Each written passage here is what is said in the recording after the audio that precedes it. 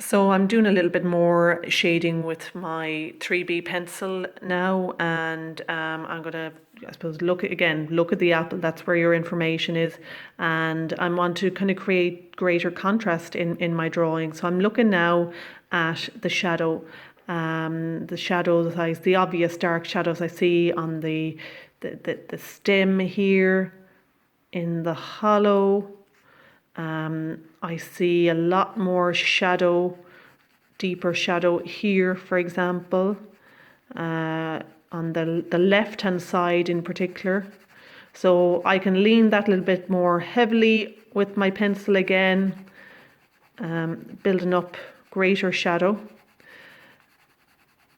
But I have to be careful that I don't just end up shading in everything, okay? I want to keep my light areas light. So always remember that there's going to be areas in a drawing that you're going to touch maybe once and then not again. So I'm thinking, I'm kind of concentrating on the left-hand side of the apple more so than the right.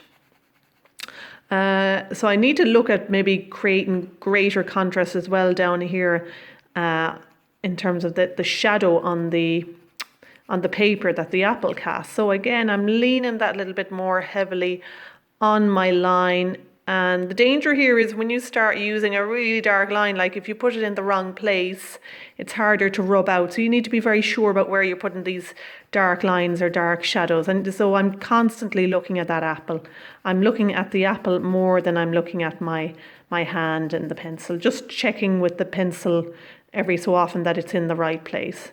So I want that line to just tail off, fade away as it lightens as it rises. And maybe a little bit more shadow in here. Often you'll find where you have a dark line, you'll have dark shadow as well, okay? It's very easy at this stage to go overboard. So it's really a case of looking constantly and also knowing when to stop, or even to take a break and put your drawing up on a shelf and stand back from it and look at it. Okay?